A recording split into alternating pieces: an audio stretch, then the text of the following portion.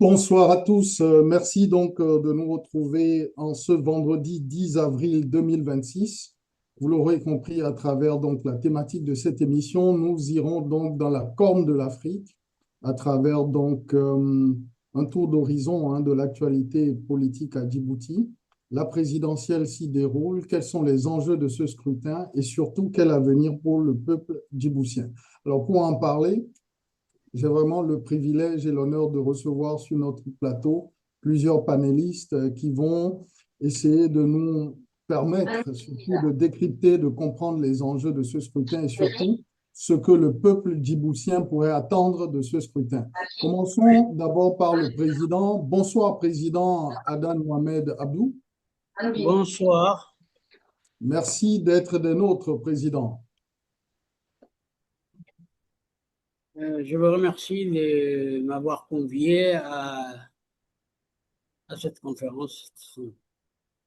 Merci, Président. Alors, en quelques mots, Président, dites-nous euh, un petit mot sur vous-même et peut-être aussi sur l'ARD, le parti que vous avez la charge de présider. L'ARD, c'est l'Alliance républicaine pour le développement. Elle est née suite à un accord de paix avec ce régime en 2002. Mhm. Elle a été créée par Ahmed Dini Ahmed, ancien Premier ministre, tout de suite après l'indépendance. Il était le président du Front d'armée qui avait conclu un accord de paix avec le régime. Suite à cela, le Front d'armée s'est mieux un parti politique et c'est comme ça que l'ARD a été créée. Donc, elle a été créée en 2002. Aujourd'hui, elle est là depuis, on 24 ans à dirait, peu près. 24 ans à peu près. Voilà, c'est ça. OK. Donc, l'ARD, c'est un parti politique qui a été le premier à être créé lorsque le multipartisme a été instauré. Mhm. Avant cet accord de paix, il y avait que 4 partis qui étaient autorisés. Mhm. Et lorsque le Front d'armée a conclu l'accord de paix avec le régime, ils ont soi-disant accordé à l'issue de cette négociation le multipartisme et c'est comme ça que la RD est née et puis les autres partis politiques qui ont suivi. Donc l'ARD, c'est un parti politique qui rassemble tous les Djiboutiens, qui est dans l'opposition depuis longtemps parce qu'elle est la ramification des organisations qui l'ont précédée. Tout à Et fait. aujourd'hui, elle est aussi au premier plan. C'est la 5e coalition dans laquelle l'ARD se retrouve. Mhm. Euh, Aujourd'hui, nous sommes dans le BSN, Bloc pour le salut national, avec 2 autres partis qui sont les MRD de Daher Ahmed Farah et les modèles de Khadar Abdi. Donc, après l'échec de l'USN en 2013, parce que nous, là, c'était à l'époque des élections législatives, malgré que toutes nos revendications concernant la CENI et le reste n'ont pas été acceptées, nous avons tenté de participer à ces élections et nous l'avions gagné haut la main, mais le régime, euh, comme c'est courant à Djibouti, nous a spoliés de notre victoire. Et donc, à Djibouti, c'est la force qui compte. Aujourd'hui Mhm. aussi, les élections qui s'y passent aussi, pour le peuple, ça ne représente rien. Et donc, personne n'en attend quelque chose. On sait qu'à l'issue du scrutin, le président Ismaël Omar Guelleh va s'autoproclamer encore une fois président de la République avec un score astronomique à la soviétique. Voilà. Très bien. Merci, merci, Président, pour donc votre présentation. Alors, on passe rapidement donc à Monsieur Madi Ibrahim God. Bonsoir, Monsieur Madi. Merci d'être. Bonsoir. Oui, comme l'a expliqué le président du parti Adan Mohamed Abdou, qui, lui, contrairement à nous, je parle de Maki et de moi, se trouve sur place à Djibouti pour donner les conclusions un peu primordiales de ce qui s'est passé aujourd'hui à Djibouti, qui n'est pas un début de drame, mais une continuité de drame qui s'est instaurée depuis l'indépendance à Djibouti, où aucune élection digne de ce nom n'a abouti ou n'a été respectée. Voilà, donc je reviendrai là-dessus. Moi, je suis à Londres et je suis le vice-président de l'ARD. Merci, vice-président. Alors, passons rapidement à Maki. Maki, bonsoir et merci Bonsoir. de notre. Une brève présentation également. Oui, donc Maki Oumed Gaba, je représente l'ARD en Europe. Je suis heureux de participer aujourd'hui à ce débat avec mes collègues de Londres et de Djibouti. Très bien, merci à vous, donc, chers invités. Alors, on va rapidement planter le décor, hein. On parle d'un peu plus de 256 000 donc, citoyens qui sont appelés aux urnes. Selon donc, l'agence France Presse, on parle d'à peu près d'un taux de participation entre 36 et 58%, où véritablement la population se serait déplacée. On en parlera avec vous sur le plateau. Je propose qu'on puisse déjà planter le décor justement pour essayer de voir à peu près les forces en présence et surtout le chef de l'État sortant, le président Ismaël Omar Guelleh, qui se présente pour un 6e mandat. Hein. Le 6e mandat, vous nous expliquerez surtout la lecture que vous en faites. Est-ce qu'on va vers une présidence à vie? Quels sont les enjeux de ce scrutin et surtout, quel est l'avenir du peuple?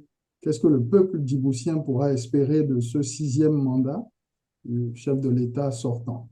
Alors, suivons donc cette synthèse-là de nos confrères donc, de TV5 Monde. C'est parti. Alors, avec évidemment l'aide de la régie. Voilà, on a pu récupérer. Voilà. 77 ans, Ismaël Omar Guelleh brigue un 6e mandat, une longévité à la tête de la République de Djibouti, rendue possible par plusieurs réformes constitutionnelles, dont la suppression récente de la limite d'âge. Face à lui, une opposition divisée et en grande partie absente, qui dénonce un scrutin joué d'avance. De son côté, le président sortant avance l'argument de la stabilité. Notre force vient de notre unité. Et en étant organisés ensemble, nous progressons et restons solides grâce à la volonté d'Allah.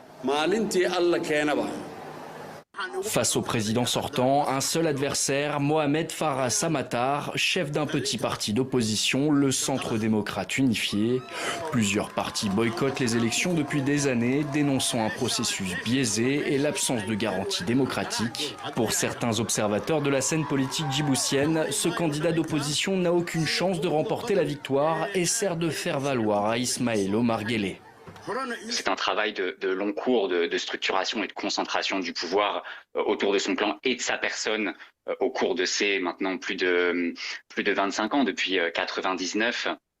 Et puis en parallèle, le président, et ça se voit à chaque élection, a su maintenir une opposition à la fois divisée, fragmentée, et qui ne représente aucune menace à l'égard de son pouvoir du fait d'un travail de long cours, de fragmentation de cette opposition. Situé au bord du détroit de Bab el-Mandeb, ce petit pays d'à peine plus d'1 million d'habitants contrôle l'un des axes maritimes les plus stratégiques au monde. Djibouti accueille sur son territoire des bases militaires étrangères, notamment américaines, françaises et chinoises. Fin 2024, le président français avait d'ailleurs fait le déplacement pour consolider la présence militaire de la France, alors que celle-ci avait été contrainte de retirer ses troupes d'autres pays africains. Le maintien du président sortant repose donc en grande partie sur le soutien de ses partenaires extérieurs qui ont tout intérêt au statu quo politique. C'est la manière dont le président Ismaël Omar Guelleh le présente au cours de cette campagne. C'est parce qu'Ismaël Omar Guelleh est au pouvoir depuis 1999 que le pays est stable, que des installations militaires ont pu y être installées et pérennisées dans le temps. Donc c'est du fait de la présence et de la continuité du pouvoir de Guelleh que les partenaires de Djibouti pourront continuer à jouir de cet espace-là comme d'un espace stratégique pour leurs opérations sécuritaires et pour leurs ambitions régionales. L'autre enjeu majeur de cette élection, c'est celui des inégalités économiques dans un pays où, selon la Banque africaine pour le développement, plus du tiers de la population vit dans la pauvreté et près de 73% des jeunes sont au chômage. Le scrutin présidentiel se tiendra le 10 avril. Alors, Président, on va commencer par vous. Vous avez la chance quand même de connaître très bien l'échiquier politique de votre pays. Quel bilan vous faites de la présidence sortante, de celle du président Ismaël Omar Guelleh, qui est au pouvoir depuis 1999, mais surtout pour ces 6 dernières années? Est-ce que pour vous, les promesses politiques formulées se sont traduites en réalisation concrète? Est-ce que la population a pu voir une avancée économique et sociale de sa gouvernance? À Djibouti, il n'y a aucun progrès. Donc, le bilan de M. Ismaël Omar depuis 1999, ça fait aux alentours de 26-27 ans qu'il est au pouvoir. Pour le peuple djiboutien, c'est nul. Donc, il n'y a pas d'avancée. C'est toujours pareil. Le chômage est toujours exorbitant. Donc, économiquement, le pays est aussi rongé par une corruption donc galopante. Donc à Djibouti, la corruption est institutionnalisée. Le reste de la population qui se retrouve dans les régions sont les oubliés de l'aventure gouvernementale et ils se retrouvent donc au cœur des élections à chaque fois qu'il y ait une élection présidentielle ou une élection législative. Donc le bilan d'Ismaël Omar est négatif. C'est vrai qu'il y a presque 7 bases militaires qui payent donc de l'argent pour le régime, une location de base qui avoisine à peu près les 200 millions de dollars. Et on ne sait même pas où passe cet argent. Donc, le gouvernement djiboutien, c'est un gouvernement des affairistes et ils se soucient seulement qu'est-ce qu'ils peuvent avoir personnellement dans cette aventure gouvernementale. Et ils sont là parce que il y a l'armée, donc ils sont là par la force et non pas démocratiquement. Le peuple, ça fait depuis 1999 qu'il avait rejeté Ismaël Omar. En 1999, il y avait un candidat sérieux qui avait concouru avec Ismaël Omar. Il avait gagné, on l'avait spolié, c'était Moussa Ahmedris. Et depuis, à chaque fois qu'il y a eu des élections, l'opposition avait sollicité qu'il y ait une CENI et qu'il y ait des représentants des ONG et des gouvernements des pays libres qui puissent venir contrôler les élections. Le gouvernement a toujours refusé. Cette fois-ci, c'est encore pire. Les journalistes ne sont pas les bienvenus à Djibouti. Et à part l'Union africaine et l'IGAD, tous les autres, l'Union européenne ou les autres pays occidentaux ou africains, ne sont pas les bienvenus. Tous ceux qui peuvent bien contrôler les élections ne sont pas les bienvenus. Même les Arabes ne sont pas là aujourd'hui. Avant, il y avait la Ligue arabe en 3e position. Nous ne les avons pas vus. Et c'est un ancien premier ministre du Burundi qui dirige une dizaine de personnes, moins de 10 personnes, qui sont censées contrôler les élections, alors que nous avions demandé à ce que dans tous les bureaux de vote, il y ait un représentant des ONG qui puissent contrôler ces élections avec les partis qui concourent. Ça a été refusé et jusqu'à présent, à Djibouti, aujourd'hui, les gens ne sont même pas allés aux urnes, ils n'ont même pas daigné prendre leur carte d'électeur. Et si vous étiez à Djibouti, vous auriez pu voir, même tous les artères de la ville étaient désertes. Dans les bureaux des votes, il n'y avait personne. Et déjà, les gens, nos membres du BSN qui sont passés, il y a la secrétaire générale d'un des partis du BSN qui a fait le tour de la ville et a fait un article là-dessus en disant qu'il n'y avait rien, c'était désolant. D'accord, très bien, Et qu'il Président. faut Merci déjà pour cette première intervention. Allons directement à Maki Oumed, ensuite on passera à M. Mahdi Ibrahim. Alors, Maki Oumed, vous venez d'entendre ce que le président vient de dire. En 2021, le président Guelleh avait été élu avec à peu près 97% des Oui. scores.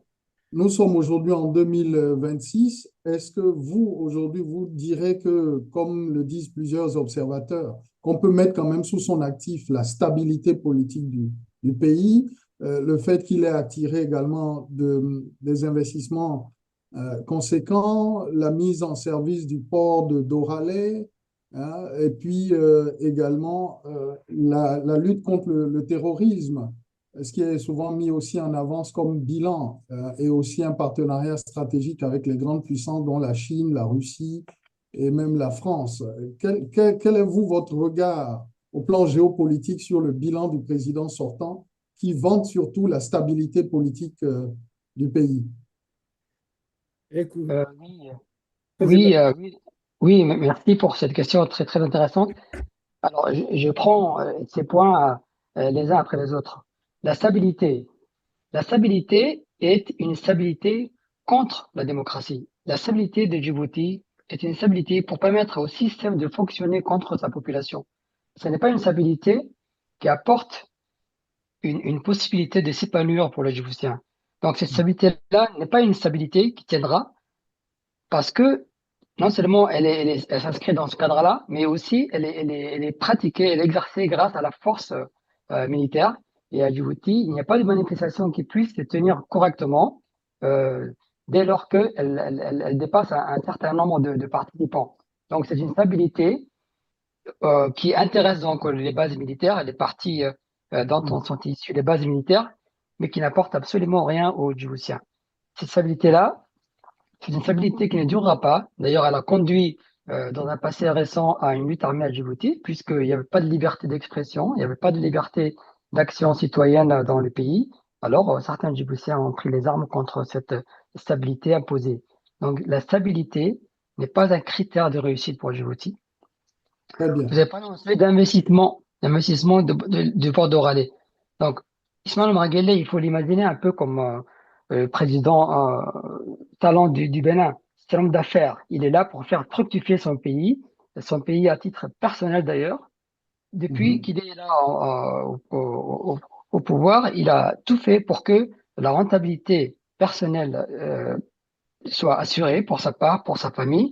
Et il a mis à la tête des différentes organisations, institutions publiques ou privées de Djibouti que sa parentèle.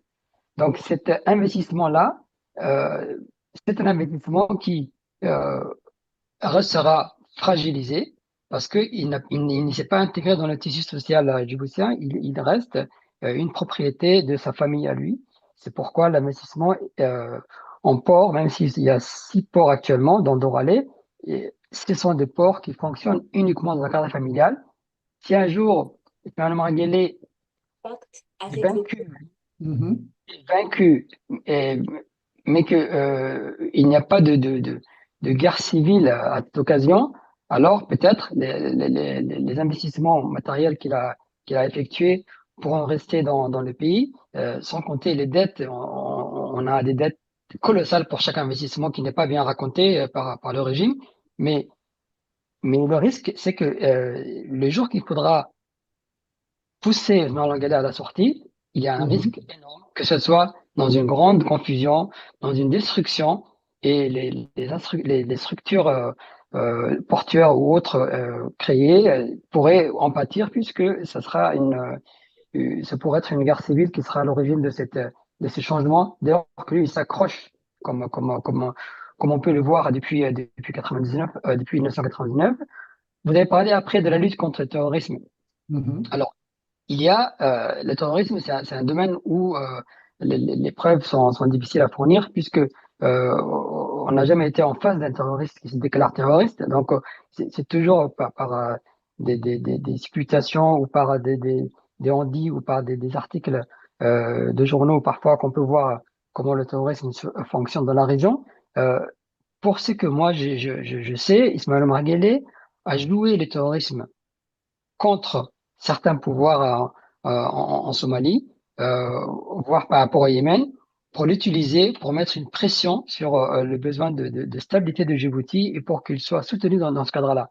Donc il y a cette information qui existe dans le pays et qui pourrait être la vérité absolue puisque le terrorisme est utilisé par Omar Guelleh jusqu'au jour où en 2014 il a été visé. Une action de terrorisme a visé Djibouti. Là, le président a eu très peur et depuis, il fait attention avant de jouer avec les terroristes de la région, il fait attention à deux fois. Mais c'est pour lui un jeu qu'il a essayé de mener. Le dernier Merci. point, vous avez parlé enfin du poumon, de grand poumon portuaire. Oui, comme je disais, si tout n'est pas brisé, si les dettes colossales qui se cachent derrière sont vivables, à terme, oui, ça restera pour les Djiboutiens. Alors, vice-président Madi, c'est à vous. Donc, sur ce qui vient d'être développé par les uns et les autres, est-ce que dans un environnement quand même qui est un environnement troublé, vous avez la situation au Yémen, la situation même dans le détroit d'Ormuz, la crise au Soudan, la guerre civile même au Soudan entre notamment les forces de Hemeti, donc les RSF, comme on dit, Rapid Support Forces, et de l'autre côté, donc les autorités militaires en place. Vous avez également la situation en Éthiopie qui n'est pas non plus si stable que ça, la situation en Somalie, la proclamation d'indépendance du fameux Somaliland. Quand on regarde tout ça, est-ce que vous, Madi Ibrahim, vous saluez quand même la stabilité politique du pays que des observateurs mettent sous le compte du président Omar Guelleh, ou vous partagez l'avis des uns et des autres? Écoutez, au premier abord, la stabilité à Djibouti n'a pas été un facteur de tenue du pouvoir. Ce que s'il y a instabilité dans la région, Djibouti est le premier pays qui semble se croire être protégé par les puissances qui sont présentes là, notamment la France, qui a des accords de défense commune avec Djibouti, surtout pour protéger sa partie aérienne. Et donc, à partir de là, Djibouti se permet d'influer sur les différentes composantes ou les différents pouvoirs de la région pour les déstabiliser. Notamment, actuellement, nous assistons à une guerre fratricide qui se passe tout pas loin de notre frontière en Somaliland. Et de l'autre côté, bon, il y a l'Éthiopie, où il a une influence guerrière de certaines composantes, enfin surtout sa composante, pour essayer de retirer des territoires à des gens qui sont propriétaires, comme c'est le cas aussi en Somaliland. Et c'est Ismaël Omar qui finance les deux. Le pourquoi?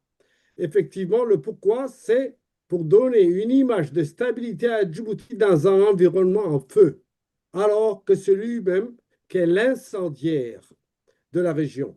Il en est de même pour Mogadiscio, dont l'instabilité demeure depuis plus d'une trentaine d'années, notamment en matière de financement des Shabab, dont on sait les liens qu'il a. D'ailleurs, certains qui ont été condamnés par les États-Unis se trouvent aujourd'hui à Djibouti, naturalisés et ont pignon sur rue avec des commerces qui valent des milliards et des milliards de dollars, notamment la banque Salman ou Salam, quelque chose comme ça, qui était sur la liste des terroristes poursuivis par les États-Unis, qui a été donc sorti de la liste, qui a créé une banque là, qui était ex-Al-Baraka, comme on disait, et qui aujourd'hui finance beaucoup de projets qui tiennent à cœur M. Ismaël Omar et sa famille. pour ce qui est donc cette stabilité, elle est perçue par les voisins euh, comme étant agresser Djibouti serait dangereux pour eux en raison de la présence de puissances internationales qui sont sur place et que cela risquerait de détruire leur pays et leur région. Mais la stabilité n'existe pas. Il y a un terroriste qui est au pouvoir, celui qui vient de tuer depuis 2 ans avec des drones des populations civiles dans le nord et dans le sud-ouest de Djibouti, y compris jusqu'à traverser la frontière éthiopienne, la frontière djibouto-éthiopienne, pour tuer femmes et enfants, soi-disant qu'ils poursuivaient de la guérilla du Frut qui résiste contre le régime.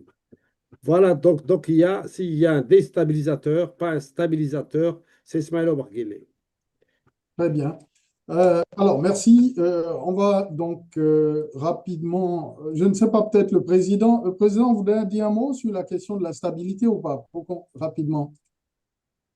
La stabilité à Djibouti existe grâce à la population djiboutienne qui est pacifique et qui ne revendique pas beaucoup parce qu'ils ont peur que le régime utilise l'armée et donc les tirs à balles réelles. Ils en ont fait le frais à plusieurs reprises et c'est à cause de la population. Sinon, le régime, lui, la stabilité qui existe, ce n'est pas du fait du régime.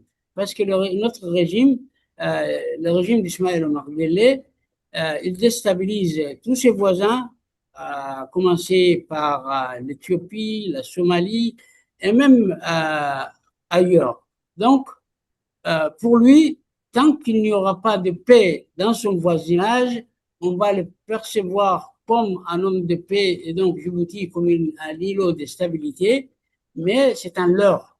C'est un leurre parce que c'est, comme disait Mahdi, grâce à la présence des bases militaires que les gens qui l'agressent dans le voisinage s'abstiennent de guerroyer avec lui. Et puis, ce qu'il faut savoir aussi, c'est que c'est un régime qui perçoit, par exemple, le port de Djibouti, dont dépend à 80% l'Éthiopie. C'est un port qui a un chiffre d'affaires d'à peu près au minimum sans voir d'autres aspects des rentrées qu'il y a dans le port, 2 milliards de dollars. Ces 2 milliards de dollars ne sont pas visibles au niveau de la population n'en reçoit rien. Presque 1 milliard est donné aux puissances ou à des gens dont il attend la protection, qu'elles soient françaises, américaines ou arabes ou d'autres. Et l'autre milliard, c'est peut-être à lui et ses affiliés ainsi que sa famille. La population ne voit rien. Même les 200 millions que payent les bases militaires qui sont à Djibouti, ça ne se répercute pas sur la population.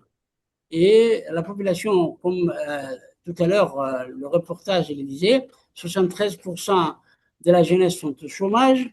Et puis, aussi à Djibouti, il y a ce qu'on appelle une politique insidieuse qui fait que tout est basé sur le despotisme. Il y a le tribalisme ambiant, il y a la corruption.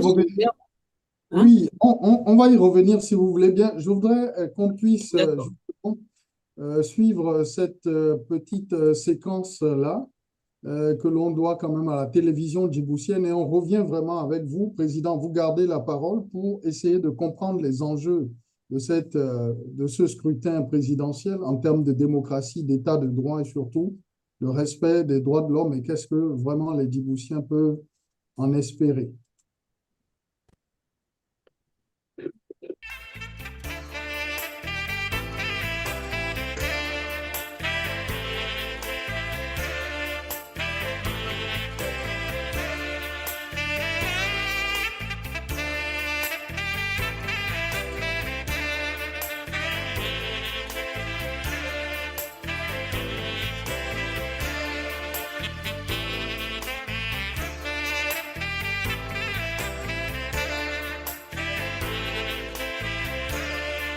Alors, on me dit là que c'est pas la bonne séquence. Ouais, c'est pas la bonne séquence. On va retrouver la bonne séquence, justement.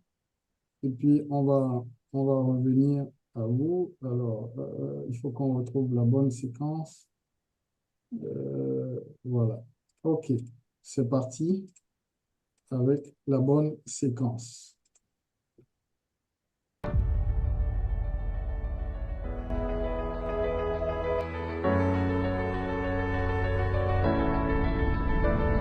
Ici à Djibouti, c'est un jour donc décisif. Tous les électeurs sont appelés à voter pour leur prochain président. Depuis ce matin, les bureaux de vote sont ouverts à travers tout le pays, sous le regard des autorités et surtout des observateurs internationaux. Le président sortant et candidat Ismaël Omar Guelleh a déjà effectué son vote, tout comme son principal opposant Mohamed Farah Samtar. C'est un scrutin qui doit départager donc les candidats et les premiers résultats seront attendus en début de soirée.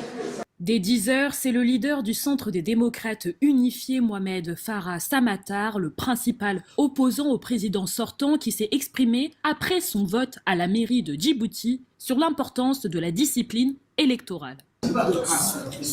En le sens où on a éduqué nos partenariats, nos amis, nos comités d'une façon disciplinaire. Il faut que la discipline règne dans tous les cas, quelles que soient les circonstances. Il faut qu'on soit très calme. Hein, c'est le moment opportun. Hein, et il faut qu'on montre un bon exemple. Un très bon exemple dans le sens où c'est la démocratie. Hein. Comme je peux le perdre, comme je peux gagner, comme le président peut gagner, il faut être correct. C'est la meilleure des choses que j'ai données comme instruction à mes collègues. Un message également porté par le président sortant et candidat Ismaël Omar Guelleh qui insiste sur une participation massive et apaisée. Victoire, fraternité, développement et que chacun puisse donner sa voix et voter. Nous avons voté. Maintenant, Dieu merci, nous espérons que le vote se déroule ainsi dans tous les bureaux de vote.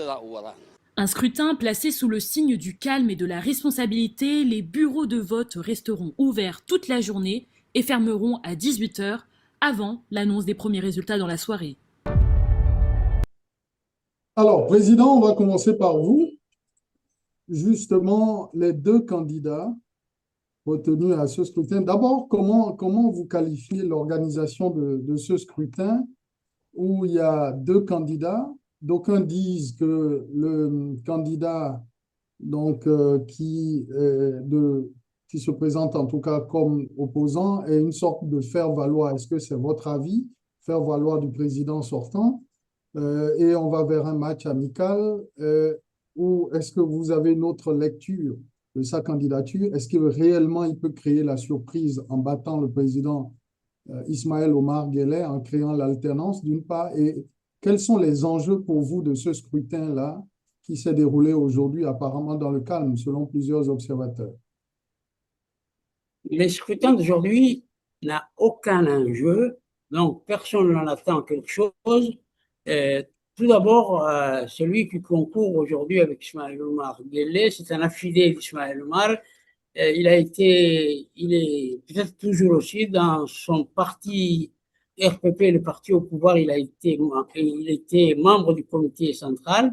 On lui a donné le parti CDU dont il y avait comme président Mohamed Rabash et avant lui, il y avait Omar El Mikere. Ces gens-là ont été insidieusement écartés et on lui a donné le parti pour qu'il puisse participer avec Ismaël Omar pour lui accorder un 6e mandat en reconnaissant sa défaite, et ce sera ce qui va se passer. Donc, il n'y a pas d'enjeu. Aujourd'hui, comme je vous ai dit tout à l'heure, il n'y a pas eu affluence vers le bureau de vote.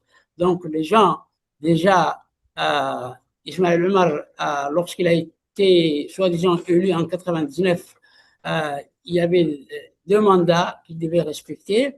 Ensuite, il a dit que il y a la jeunesse qui me réclame. Il a changé la constitution par l'Assemblée, qui était à 100% acquise à lui. Et donc, par la suite, lorsque récemment, avant ce mandat, il y avait la limite d'âge qui était prévue à 75 ans, a été aussi levée par l'Assemblée. Il a mis un affilié à lui qui a été son ancien Premier ministre pour qu'il puisse faire passer cela. Et aujourd'hui, pour lui, du moment qu'il a enlevé tous les barrages que comportait la Constitution, qui déjà elle-même n'est pas une Constitution qu'on pourrait appeler démocratique, parce que c'est une Constitution qui donne tous les pouvoirs au président. Même l'Assemblée n'a aucun pouvoir. Il n'y a pas de pouvoir indépendant ni à l'Assemblée ni à la justice. Lorsque les trois pouvoirs n'existaient pas à Djibouti, il n'y a qu'une seule personne qui dirige, et c'est d'ailleurs, c'est comme cela dans certaines parties de l'Afrique. Aujourd'hui, l'Afrique s'émancipe de ces mascarades, mais chez nous, ça existe, et elle est entretenue aussi par les puissances qui ont intérêt à avoir une présence militaire et économique dans le pays. Donc, c'est un scrutin duquel on n'entend rien. Et puis, je vais vous donner une information aussi aujourd'hui. Le scrutin a été, par un décret du président de la République, prolongé parce qu'il devait prendre fin à 18 heures. Il a été prolongé jusqu'à 19 heures parce que les gens qui devraient voter ne sont pas venus et donc le pouvoir était alarmé et le président a émis un décret qui prolonge les élections. Donc, ça veut tout dire. Voilà.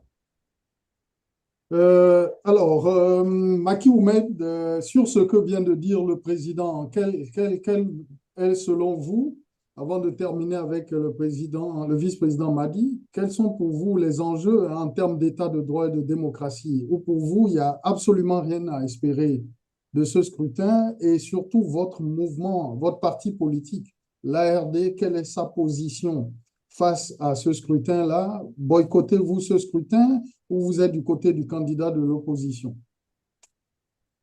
Évidemment, nous avons appelé à boycotter ce scrutin puisqu'il n'y a rien à en attendre. Et je rends hommage aux Djiboutiens dans leur ensemble pour avoir compris l'enjeu de devoir boycotter ce scrutin dès lors qu'ils sont représentés. Donc, si le scrutin a été prolongé de 18h à 19h, c'est bien la preuve qu'on n'a pas reçu les votants qu'on attendait et que le pouvoir est alarmé de cette situation. Donc, l'appel au boycott a fonctionné. Nous avons aussi appelé, nous, à RD, dans les cadres de BSN, appelé aussi à battre des casseroles devant les maisons ou dans les rues. Nous avons vu en ligne beaucoup de casseroles battues, donc c'est une bonne chose. Les consignes ont été suivies. Et puis d'autre part, les Djiboutiens savent que là, la réalité du pouvoir ne changera pas. C'est un pouvoir qui refait un mandat, mais il n'y a aucun enjeu autre que cela à en attendre. C'est pourquoi le boycott a visiblement très bien fonctionné et je dis bravo aux Djiboutiens. Maintenant, il faut continuer la lutte puisque coûte que coûte, ce pouvoir doit partir parce qu'il est temps de reconstruire le Djibouti après 50 ans, après 49 ans exactement de Gabji. À combien estimez-vous le taux de participation? Le taux de cette participation, il doit être à moins de 10%. Mais ça ne sera pas le cas de la CENI qui va sortir des chiffres personnels, comme cela est chaque fois le cas. Alors, je vois le vice-président rigoler. Alors, vice-président, dites-nous quel est pour vous les autres enjeux, d'ailleurs même au niveau géopolitique, hein, quels sont les enjeux? Je vais vous raconter une petite histoire, justement. En 1999, quand Ismaël Omar s'était présenté pour la première fois, il avait été battu, comme disait le président Adan Ahmed Mohamed Abdou, qu'il avait été battu par feu Moussa Ahmed Idriss. C'était un coup d'État. J'étais présent. J'étais un de ses bras droits.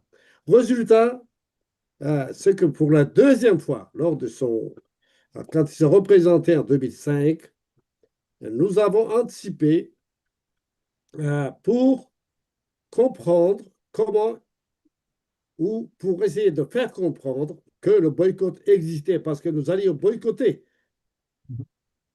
À partir de là, nous avons avancé, produit un document que nous avons distribué et rempli dans l'ensemble du territoire pour contacter l'ensemble des gens en âge de voter et inscrits sur les listes électorales. Sur 198 000 inscrits, en un mois, nous avions reçu 143 000 boycotts. Qu'est-ce qu'il y avait dans ce document? La date de signature. Il y avait le nom de la personne, sa carte d'électeur, son adresse et tout ça. Et ensuite, je boycotte. Le jour du scrutin, nous avions placé nos urnes devant notre bureau principal que nous avons retenu pour permettre aux gens qui boycottaient et qui n'ont pas eu le temps de signer de venir voter, enfin de venir boycotter et mettre leur carte dans ces urnes. Globalement, nous avions recueilli quelque chose comme 150 000 sur 193 000. Nous avons remis ça à toutes les chancelleries à Djibouti. Et c'était la première fois que je voyais la Chine, l'ambassadeur de Chine sortir de son ambassade et observer la mobilisation de l'opposition dans la capitale. J'étais surpris. Pour vous dire qu'aujourd'hui, pour ce 6e mandat, compte tenu du pourcentage de boycott à cette époque-là, c'est-à-dire en 2005, je crois que Ismaël Omar se met le doigt dans l'œil et il sait pertinemment qu'aujourd'hui, il n'aura pas 5% de vote. Le boycott sera encore de plus en plus énorme. Et finalement, il est le seul juge et parti pour contrôler les urnes, pour voter pour lui-même et pour remplir et donner les chiffres qui lui conviennent. Que ça puisse être 64 ou 99, c'est la même chose pour lui du moment qu'il est élu. Donc, c'est un homme élu. Voilà. Je rappelle qu'en 2021, il avait été déclaré vainqueur à 97%. Est-ce que cette fois-ci, il tendrait vers les 100%? Il va peut-être rajouter un point de plus ce coup-ci pour dire je fais mieux. C'est malheureux, mais c'est pour la population, c'est nul et non avenu cette élection. Comme M. Aden disait tout à l'heure, le président Aden, l'élection n'a pas intéressé les Djiboutiens qui sont restés à la maison.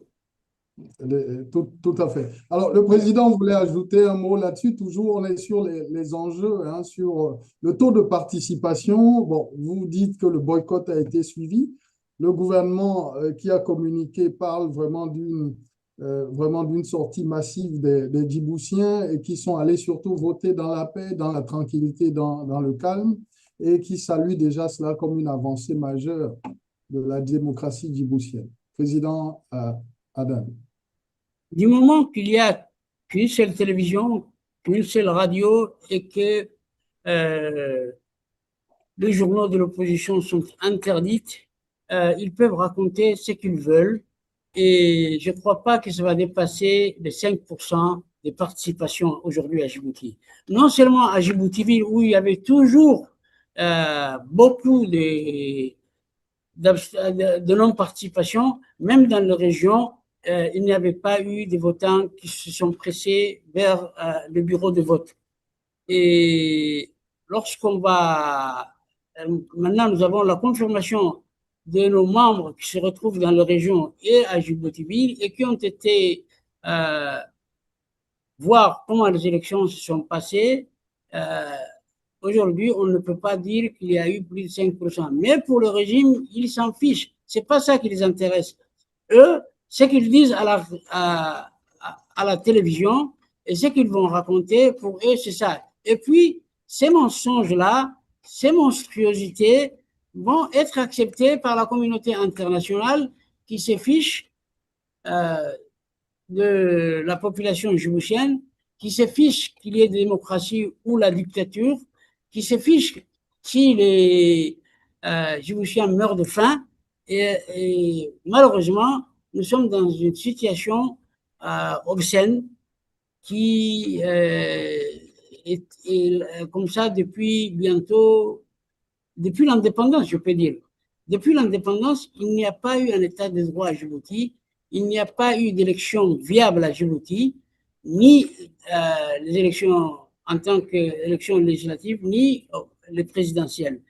Donc, c'est toujours la mascarade. Et si Djibouti a de la chance et que ce régime est renvoyé et qu'il y a un nouveau régime, tous les radios du monde entier vont dire c'est vrai, il n'y avait pas d'élections. Pour la première fois dans ce pays, Djibouti, il y a eu des élections, comme ils le disent d'ailleurs dans beaucoup de pays, où sévissaient des situations comme celles que nous vivons à Djibouti.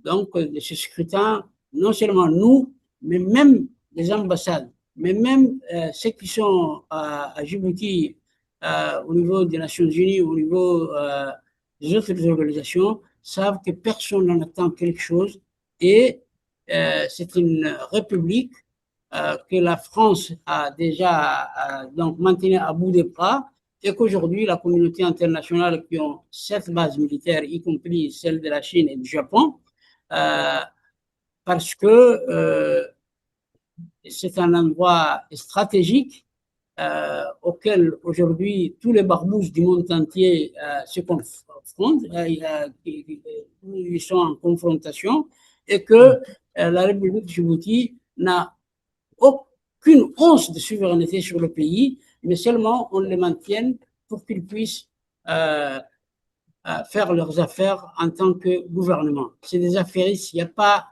une république de Djibouti, c'est une république bananière et dont on n'attend rien. Voilà ma conclusion. Très bien. Alors, je voudrais à présent qu'on puisse,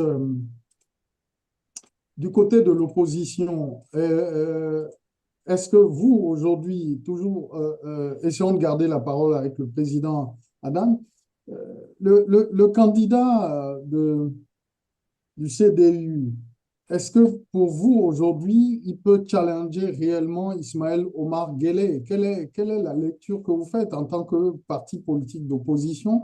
Quelles sont vos relations aujourd'hui avec cette candidature-là, notamment celle du challenger d'Ismaël Omar Guelleh? Quelles sont ses chances, lui, de l'emporter?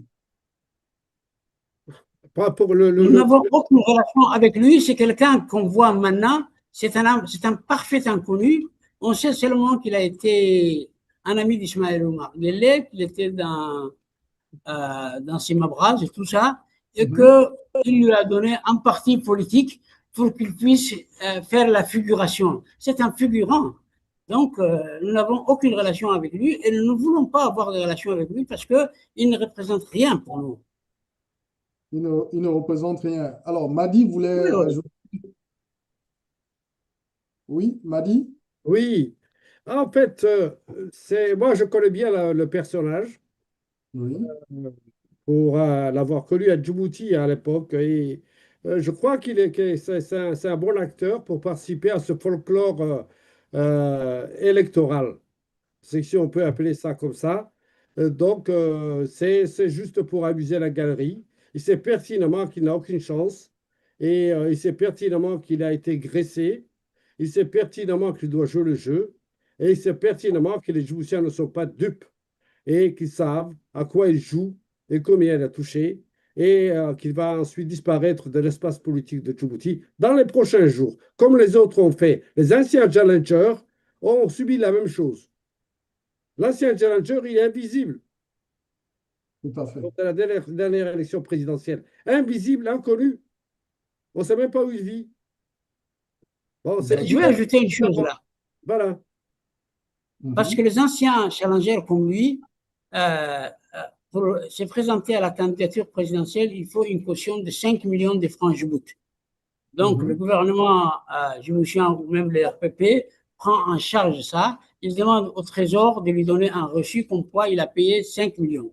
Et donc, il participe. Et lorsqu'à la fin des élections, il doit parler à la télévision pour dire que voilà, j'ai perdu, M. Ismaël Omar a gagné haut la main. Et qu'est-ce qui se passe? On lui remet ces 5 millions parce que les anciens challengers nous ont raconté on leur donne ces 5 millions pour qu'ils puissent partir en vacances après avoir fait ce cinéma. C'est tout. Voilà. Le président est très inspiré ce soir. Je peux rajouter un point? Oui, oui, allez-y, je vous en prie, Mathieu. Oui, donc deux petits points du coup. Premier point, je voulais un peu regretter dans le reportage que nous avons vu, la qualification que la journaliste donne de ce candidat. Elle a parlé de principal opposant, alors qu'il s'agit d'une personne inexistante sur le plan politique. Il a juste été parachuté à la tête du CDU parce que il pourra participer aux élections et perdre.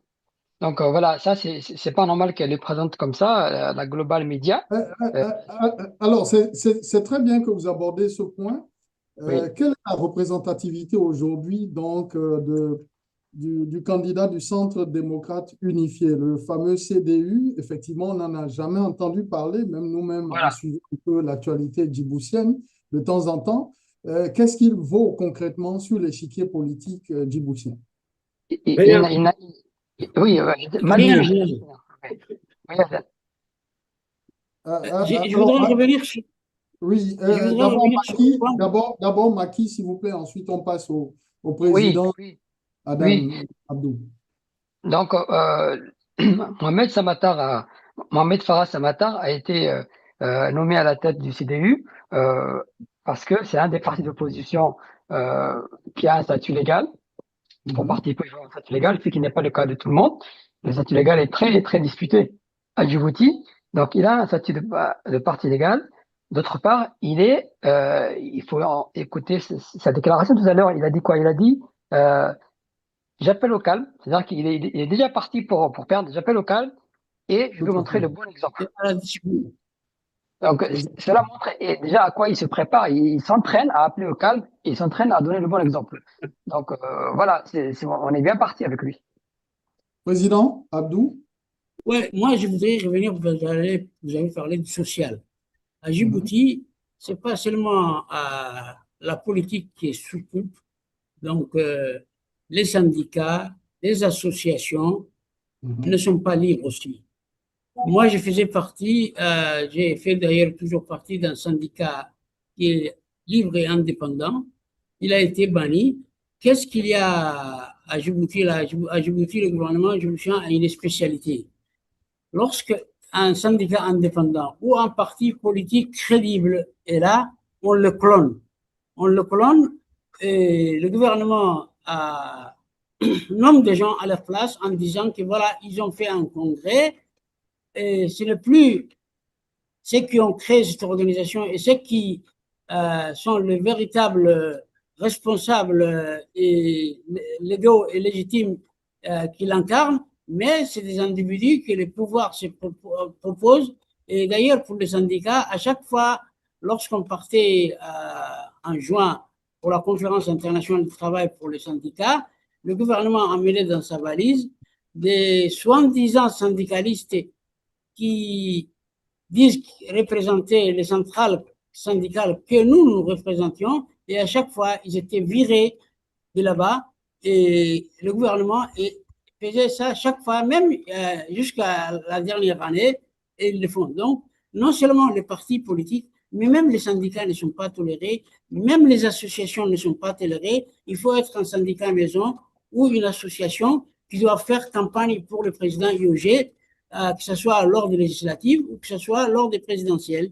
Aujourd'hui, il y a plusieurs centaines d'organisations, des ONG, des associations qui sont inscrites, mais 99% sont des organisations qui signent pour Ismaël Omar. Donc, ils attendent des retombées financières ou, par exemple, des nominations quelque part. Et la vie politique, la vie sociale, et tout est verrouillé à Djibouti. Donc, c'est une république qui a des républiques que de nom. Sinon, on ne peut pas savoir comment on peut les qualifier.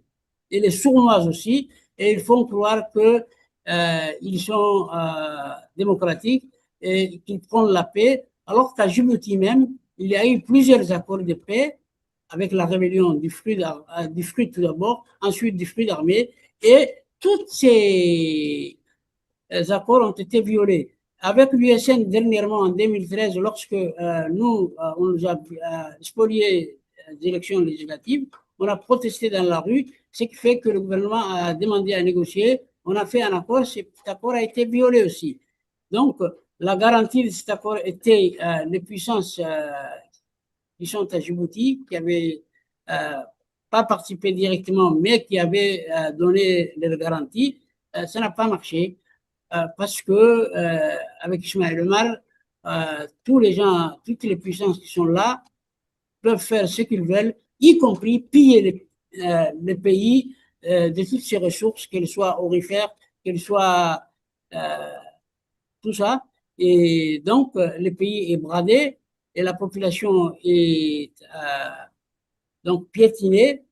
Et c'est pour cela qu'Ismaël Omar a une telle longévité. Ce n'est pas parce que la population ne veut pas être libre, ce n'est pas parce que le parti politique ne lutte pas. Il y a eu des luttes, il y a eu des morts, il y a eu beaucoup de choses durant ces dernières 40 à 47 ans. Mais toujours est-il que Djibouti, comme c'est un petit pays qui n'est pas connu dans le monde entier, et aucun journal, les grands journaux aussi, n'en parlent pas. Les grandes puissances qui sont présentes à Djibouti aussi n'en parlent pas, ce qui fait que nous sommes aujourd'hui un pays oublié, donc à la merci d'une dictature sponsorisée par les puissances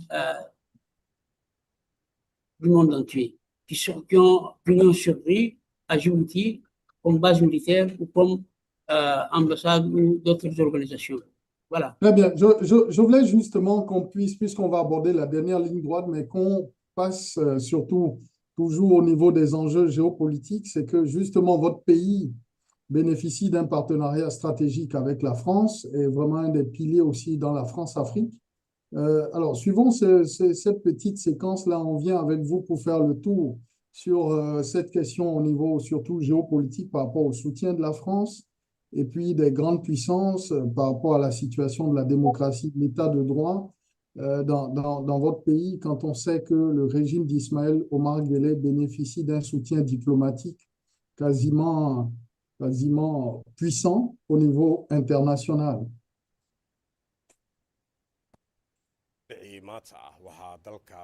Alors, je pense que ça doit être la version en arabe. Ça, c'est plutôt la version en arabe, on me dit. Alors, on va peut-être retrouver la version en français, mais c'était...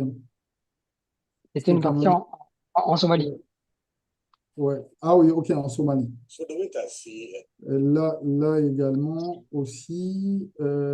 alors, en attendant qu'on retrouve peut-être la séquence, commençons cette partie au niveau géopolitique avec vous. Madi Ibrahim God, quels sont les enjeux de ce scrutin présidentiel au niveau géopolitique par rapport aux grandes puissances qui ont fait de Djibouti un partenaire stratégique dans la Corne de l'Afrique et surtout par rapport à la France-Afrique? Écoutez, les rapports des grandes puissances, surtout la puissance colonisatrice, la France, a oui, toujours été montré son intérêt et sa puissance dans la région. Dans la région, puisque c'est le seul pôle qui existe en Afrique de l'Est par rapport à l'ouest et au centre de l'Afrique. La politique de Macron, à son arrivée au pouvoir, était de changer un peu la donne, de changer la politique France-Afrique. Oui. Voyez-vous? Voilà. Et je continue? Je vous en prie, oui, allez-y. Donc, il y a de changer un peu la politique de la France-Afrique et de donner une nouvelle dimension des rapports entre les Africains et la France colonisatrice.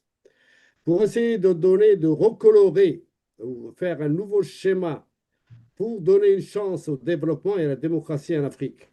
Parce que, tout simplement, pour deux facteurs. Le facteur jeunesse et le facteur mobilisation de cette jeunesse africaine qui risquait, bien entendu, d'être un peu plus à l'extrême dans ses revendications vis-à-vis et de leurs dirigeants et des puissances colonisatrices.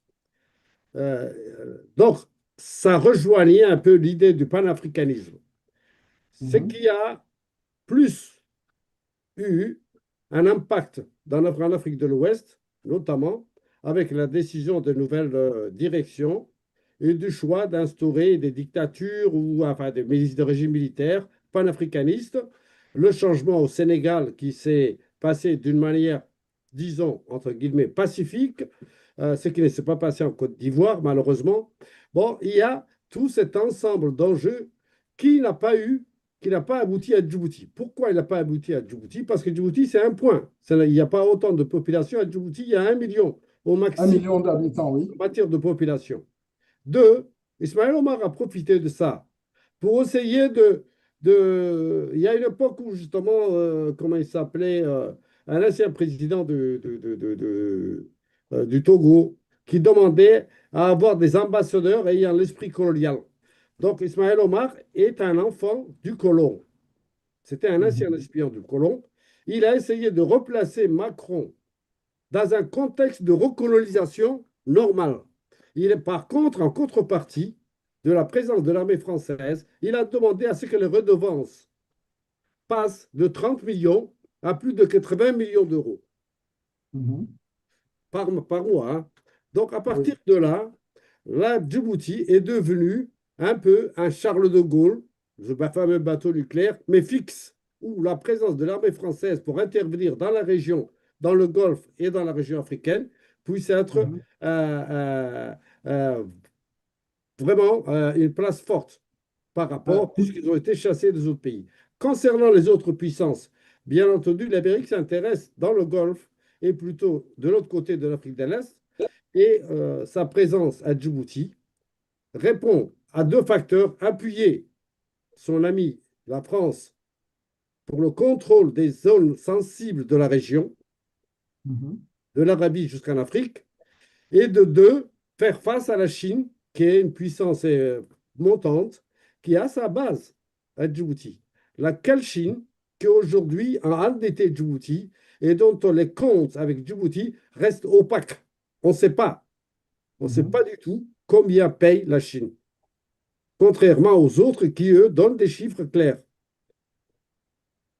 Résultat aussi, ce qui explique aussi que le directeur de campagne, qui normalement devait rester neutre en tant qu'ambassadeur de la République de Djibouti en Chine, est aujourd'hui directeur de campagne du président Ismaël Omar Guelleh. Donc, il n'est pas tenu par la neutralité d'un haut fonctionnaire de l'État. Très bien, allez-y. Voilà, donc l'enjeu, si vous voulez, de la présence de ces puissances est là. Donc, mais de là à maîtriser, c'est ça le danger de ce qu'on appelait tout à l'heure la stabilité, de la maîtriser, contrôler les outils en face, ou l'Érythrée à côté, ou en cas de changement en Éthiopie, parce que l'Éthiopie est un grand pays, s'il y a un petit éclatement, quelque chose comme ça qui se passe, ou l'installation d'Israël et des États-Unis au Somaliland face au Yémen risquerait d'influer sur cette fameuse stabilité aujourd'hui considérée comme étant acquise et qui n'est pas acquise du tout. Alors, Président, sur le plan des droits de l'homme, on voit donc un 6e mandat d'Ismaël Omar Guelleh. Pensez-vous que la France ou les grandes puissances peuvent pousser Ismaël Omar Guelleh à infléchir sa politique en matière de droits de l'homme même et d'ouverture politique, de libération des prisonniers politiques, de non-traque des opposants et surtout de pacification du jeu politique globalement? Quel peut être le rôle des grandes puissances, notamment de la France? Normalement, si les Français ou même d'autres puissances comme les États-Unis ou comme d'autres pays de l'Europe ou même la Chine, qui est là aussi, peuvent influer sur la politique de Djibouti. Djibouti, c'est un petit pays. En quoi faisant, s'il vous plaît? Hein? En quoi faisant? En disant, même à Ismaël Omar, par exemple, si la France lui dit il faut libérer les prisonniers politiques, il faut restaurer la démocratie. Il va le faire tout de suite. Mais seulement, ils pensent qu'ils n'ont pas intérêt à avoir une ancienne colonie devenir démocratique et que les gens, que sa population puisse élire des gens qui se soucient seulement des intérêts de la population qui les a élus. Aujourd'hui, la population n'élit rien, ce sont les puissances qui cooptent la présidence à Djibouti, même depuis Hassan Ouled jusqu'à aujourd'hui. Et donc, ils ne vont pas faire pression sur le gouvernement de Djibouti. Nous disons à chaque fois, il faut que la communauté internationale prenne ses responsabilités, mais c'est peine perdue. Aujourd'hui, non seulement nous, mais même dans le monde entier, on voit que chacun est derrière ses intérêts, mais même le droit international n'est pas respecté. Si au niveau international, le droit international n'est pas respecté, on ne va pas respecter le droit du peuple djiboutien à tous ces droits qu'il mérite. Donc, c'est vrai que les puissances qui sont là peuvent influer soit négativement, soit positivement. Jusqu'à présent, on ne le voit pas influer sur Djibouti positivement, en faveur de la population. Et c'est ça le malheureux constat que nous faisons. Nous ne sommes pas en faveur ni de l'un ni de l'autre, mais ce que nous voulons, c'est qu'il faut que la population djiboutienne puisse jouir de ses droits et profiter de la richesse de leur pays qui est utilisé à mauvais escient par la dictature et par ceux qui soutiennent la dictature. Le peuple djiboutien, voilà, le peuple djiboutien est orphelin. On a l'impression, Maki Oumed Gaba, en écoutant le président et même Madi Ibrahim, que les grandes puissances, en réalité, ne visent que leurs intérêts stratégiques, préfèrent la position géographique très importante de Djibouti et le sort des populations semble être relégué au second plan. Qu'est-ce qu'il faudrait faire pour inverser cette tendance-là, vous, au niveau notamment de votre parti? Vous êtes en Europe. Quel levier disposez-vous pour pouvoir influer, amener les grandes puissances, l'Union européenne, les États-Unis, même l'Union africaine? Je rappelle qu'au niveau de l'Union africaine, c'est un ancien ministre des Affaires étrangères de Djibouti qui assure donc la présidence de la Commission. Cher Maki, qu'est-ce qu'il faut faire? Est-ce que les Djiboutiens sont condamnés plutôt par la position géographique stratégique de leur pays? Nous aimerions beaucoup demander aux citoyens français, américains, japonais, italiens si leurs impôts payés ici doivent servir à faire fonctionner une dictature en Afrique. Ils répondraient probablement non. Même certainement non, mais leur avis n'est pas demandé. Ces pays qui se disent démocratiques dans leurs frontières ne sont pas du tout démocratiques en dehors de leurs frontières, notamment à Djibouti. C'est un grand regret. Concrètement et ponctuellement, nous avons contacté la France lorsqu'il y a eu des drones qui ont tapé des civils, tué des civils sur le nord et le sud-est de Djibouti, parce que c'est la France qui a en charge l'espace aérien de Djibouti. Alors, si la France a en charge l'espace aérien de Djibouti, elle est censée pouvoir contrôler l'utilisation de cet espace, notamment par des drones tueurs. Et il n'y a pas eu de réponse.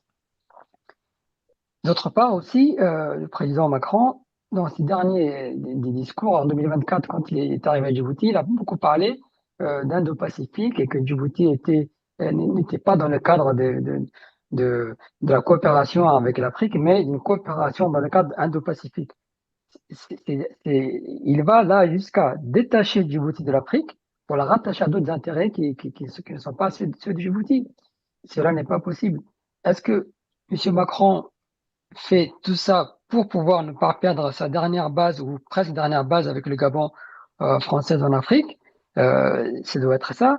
Mais à ce jour, le président Macron que nous avons contacté n'a jamais répondu à nos sollicitations et nous avons toujours écrit des courriers et notamment nous avons aussi contacté la Turquie pour demander pourquoi les drones qu'elle a vendus au régime djiboutien étaient utilisés contre des civils. Est-ce que cela a été prévu dans les accords pour l'achat de drones?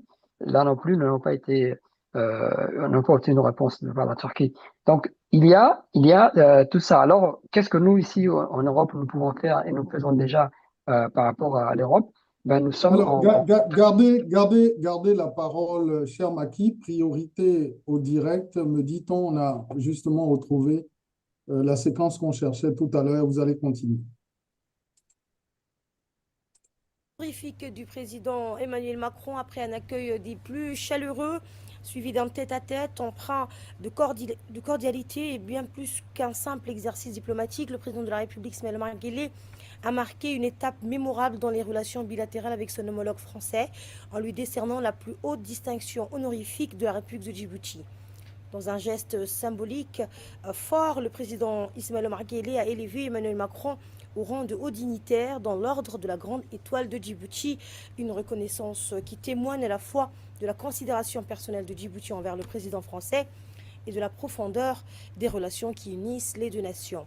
Ce geste reflète les liens historiques, culturels et géopolitiques uniques qui forment la base d'une coopération multiforme entre Djibouti et la France dans les domaines militaires, économiques, éducatifs et culturels. Cette décoration incarne l'excellence et la solidité des relations entre les deux nations unies par l'amitié, le respect mutuel et des intérêts communs tout en renforçant leur engagement stratégique pour l'avenir. Alors, Maki, continuez justement l'excellence des deux relations, la décoration donc dans la dignité de grand officier de l'ordre de l'Étoile djiboutien. Mais pourquoi et pour quel type de relation, pour quelle action le président Macron est congratulé, félicité par justement les autorités djiboutiennes? Si on en croit vraiment ce que vous nous présentez, c'est surtout en défaveur des populations, de la démocratie, des droits de l'homme et surtout de la justice. Mais pourquoi est-ce qu'il est salué ainsi au point d'être décoré? Je pense que le président Ismaël Omar Guelleh est très content que le président Emmanuel Macron ne s'immisce pas dans les problématiques liées à la démocratie à Djibouti. Parce qu'il pourrait. Historiquement, la France a porté ses valeurs de démocratie et de droits de l'homme, non seulement à Djibouti, mais à un niveau universel. Elle pourrait tout à fait faire des remarques sur ces sujets. Eh bien non seulement il n'y a pas de droits de l'homme à Djibouti, alors que la France le sait parfaitement, mais de plus, ici, les Djiboutiens nombreux qui demandent l'asile politique en France en fuyant Djibouti, eh bien, figurez-vous, ils n'obtiennent pas l'asile. Ils n'obtiennent pas l'asile, si bien que tout Djiboutien, quasiment tout Djiboutien qui veut demander l'asile va en Belgique de nos jours, puisqu'en Belgique, qui est autre pays francophone frontalier de la France, il n'y a pas cette relation sulfureuse entre les gouvernements djiboutiens et belges, si bien que il n'y a plus de Djiboutiens demandeurs d'asile en France parce que la France, non seulement elle n'applique pas la démocratie à Djibouti avec le gouvernement djiboutien, mais également ici, les demandeurs d'asile sont déboutés. Ça, c'est la réalité. C'est pour tout ça, je crois que le président Omar Guelleh remercie chaleureusement Macron en lui décernant donc la grande étoile de Djibouti. Merci de rester ainsi. Moi, je m'occupe de la stabilité et vous, surtout, ne vous occupez pas de me critiquer sur comment je mène à bon port la stabilité parce que vous en avez besoin.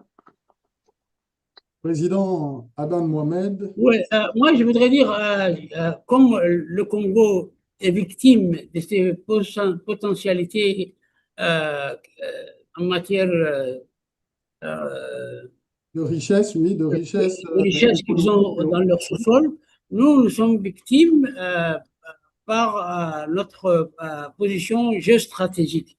Donc, les puissances veulent utiliser cette position géostratégique dans leur intérêt, et comme ils veulent aussi au Congo, par exemple, chaque puissance veut avoir à lui toute cette richesse-là. Et c'est la population, donc, qui en deviennent les victimes, alors que les dirigeants qu'on leur met au-dessus et qui sont adulés par les puissances qui veulent se servir de ces pays-là, se fichent pas mal de la population. Et c'est pourquoi on dirait que nous sommes condamnés à cause de ce que nous avons, parce que ça représente notre pays. Madi, un mot là-dessus, sur l'excellence des deux relations et surtout sur ce que vous pouvez faire au niveau de l'ARD. Est-ce que vous êtes condamné compte tenu de votre position stratégique? Il n'y a rien à faire, on ferme boutique, l'ARD ferme boutique et puis se dit, bon, c'est fini, vous êtes condamné. Non, en fait, non. Ou bien il y a espoir. Le découragement ne doit pas s'installer dans l'esprit et de l'intelligence djiboutienne, mais ce que tout le monde sait, c'est qu'ils endurent. Ce que nous n'avons pas évoqué ici, c'est que la population djiboutienne, dans son ensemble, vous avez à peu près, pour les moins de 30 ans, vous avez quelque chose comme 65% de la population est jeune et au chômage, et dynamique, mais est vraiment maltraité. Ce que nous comptons, c'est sur l'endurance. Écoutez, cette élection d'Ismaël Omar, c'est comme rafistoler une ville de chevaux, hein, et dire, bon, elle va tenir encore quelques années ou quelques jours. Donc, le rafistolage électoral ne peut pas exister autant que la mécanique. Il est rouillé, il est complètement rouillé. Donc, il nous reste qu'à être décomposé, être démonté. Donc, c'est ce qui nous reste et nous comptons sur cette intelligence de la population pour se soulever d'un bloc. C'est le mieux pour ne pas détruire le pays d'une manière pacifique et de le chasser du pouvoir. Parce que même les puissances ne peuvent pas intervenir. Vous savez qu'à Djibouti, à peu près plus de 55% de la population habite dans la capitale. Une petite capitale, si ça bouge à l'intérieur de cette capitale, même les puissances n'oseront pas intervenir pour réprimer la population. Et nous comptons justement sur cette échéance de prise de conscience de l'intelligence de la jeunesse, de la population djiboutienne, ce que veut jouer, le rôle que veut jouer l'ARD en tant que premier parti d'opposition formé et en tant que remorque de cette opposition multipartite. Très bien. Le rôle est joué donc par le président Aden Mohamed Abdou à Djibouti même. Alors, je propose qu'on termine justement avec cette dernière séquence. Ça va être au niveau vraiment de quel avenir pour la population djiboutienne. On va parler un peu d'économie et de social à l'aune donc de cette présidentielle-là. Quels sont les défis, surtout pour les nouveaux dirigeants qui vont accéder au pouvoir en termes d'emploi, de lutte contre le chômage et puis surtout de création de richesses pour les populations. Et puis on va conclure rapidement. On a encore une vingtaine de minutes et nous allons conclure cette belle émission.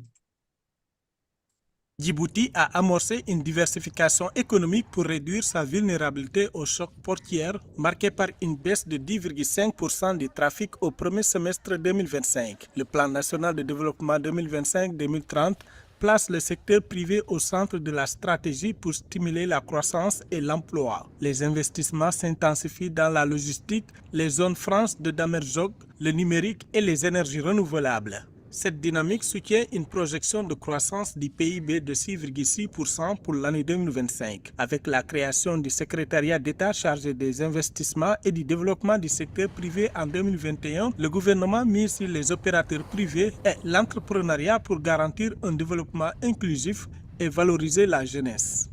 La vision 2035 du chef de l'État, son Excellence Al-Hajj Ismaïl Omar Guelleh, a intégré le secteur privé dans son plan en ayant connaissance que le secteur privé est le principal pourvoyeur d'emplois que de créer la richesse au sein d'une économie. Le secrétariat d'État créé en 2021 priorise l'amélioration du climat des affaires et l'accompagnement des investisseurs. Grâce à des réformes structurelles et au renforcement de la connectivité numérique, Djibouti consolide son statut de hub régional. Cette stratégie vise à transformer durablement l'économie nationale tout en améliorant la qualité de vie des populations. En 2023, 41 projets d'envergure qui ont demandé assistance au secrétariat d'État. Ceci demande de l'amélioration de l'environnement des affaires. Son investissement se lie dans les données techniques. Nous sommes également satisfaits d'avoir fait un travail important dans l'attraction des investissements directs étrangers. Selon un rapport de la Société financière internationale de 2023, l'amélioration du climat des affaires et un meilleur accès au financement sont essentiels pour attirer davantage de capitaux. Actuellement, les programmes de l'AFC à Djibouti s'élèvent à 13,7 millions de dollars, ciblant des secteurs clés tels que l'hôtellerie, le logement abordable et le financement du commerce. Alors, on va terminer avec le président sur cette question. Commençons d'abord par Madi Brahim God. 2 Djiboutiens sur 3 sont au chômage. Il y a également la cherté de la vie. Vous savez aussi les ravages faits par donc, cette substance hallucinogène que les jeunes prennent, qu'on appelle le CAT. Vous avez aussi beaucoup de problématiques sociales, la question du logement également. Est-ce que pour vous, vous saluez déjà la création de ce secrétariat d'État aux investissements au secteur privé? On note vraiment un accroissement des investissements qui se sont élevés, notamment dans la logistique, l'hôtellerie et d'autres secteurs. La question qui se pose, c'est est-ce que les populations en bénéficient? Quels vont être pour vous les principaux défis pour la nouvelle présidence, vraiment de votre point de vue, du parti, du point de vue de l'ARD, pour pouvoir lutter contre les inégalités sociales, le chômage des jeunes et puis le sous-emploi? Écoutez, je vois, et j'ai étudié il y a 2 mois à peu près, j'ai établi un tableau comparatif sur les données économiques de Djibouti, tant communiquées par Djibouti elle-même, la République de Djibouti, et par les institutions internationales. Il est à constater que le taux de croissance de 6% ne tient pas, pour plusieurs facteurs.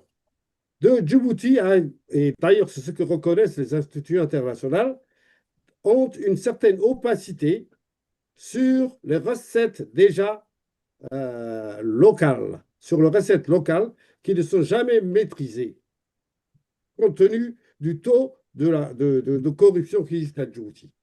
De 2, Djibouti, avec l'opacité qu'elle a avec la Chine, on ne dispose pas de données fiables de taux d'endettement de Djibouti vis-à-vis de la chaîne de l'Exim Bank, puisque la Chine a récemment donné une possibilité à Djibouti de reporter ses échéances de paiement afin de ne pas peser très lourd sur son budget. Troisièmement, ce que Djibouti, avec les points que vous avez soulevés justement sur la pauvreté, le ceci, le cela, le chômage, est un pays qui, malgré sa position géographique, est un pays totalement dépendant et de l'Éthiopie. L'Éthiopie dépend du port. Mais par contre, toutes les importations de Djibouti en matière alimentaire viennent d'Éthiopie. Et n'a pas d'autre point de s'alimenter, de s'approvisionner autrement et de trouver d'autres créneaux d'approvisionnement en matière alimentaire. Ce qui fait que ce taux de croissance face à un endettement énorme ne tient pas debout. D'où justement un blocage sur une avancée économique ou un accroissement progressif de la vie des Djiboutiens qui ne tient pas exactement comme le secteur privé dont ils en parlent ne dispose pas d'une fiabilité réglementaire et de lois faciles pour pouvoir s'implanter et pouvoir créer des emplois. C'est pour ça qu'il y a cette traînée du chômage, cette progression du chômage, parce que tous les ans, d'ailleurs, ces jeunes-là vont sur le marché du travail et qu'il y a un accroissement exponentiel du taux de chômage à Djibouti. Donc, cette crise, elle est structurelle. Elle n'est pas conjoncturelle. Ce n'est pas une conjoncture économique. D'autant plus qu'aujourd'hui, avec la crise qu'il y a dans le Golfe, à Djibouti, les gens souffrent. Et ils nous en parlent depuis ces derniers jours, y compris en Éthiopie, où la vie est devenue très chère, puisqu'ils dépendent du pétrole, justement, qui passe par Djibouti. Donc, automatiquement, et des engrais, etc., etc. Donc, le prix des produits alimentaires sont devenus chers pour les Djiboutiens. D'où, justement, pour conclure rapidement, non maîtrisé risque de mettre à Djibouti dans une pauvreté absolue du jour au lendemain. Parce qu'ils n'ont pas de ressources fiables à Djibouti. On n'a pas de ressources, pas du tout. Tout est importé. Merci. Maki Oumed Gaba, sur les défis économiques, alors les perspectives, qu'est-ce qu'on devrait espérer à l'aune de cette nouvelle donc, présidence qui va s'installer? Là, sans doute, Ismaël Omar Guelleh va se succéder à lui-même. Quels pourront être les défis, surtout sur lesquels il faudra mettre l'accent pour le bien-être économique et social des Djiboutiens? On parle de la logistique, de l'hôtellerie, du port. Qu'est-ce qu'il faut faire concrètement, vous, au sein de l'ARD? Je ne sais pas si la même équipe peut faire autrement les choses. Parce que là, c'est ça qui se passe.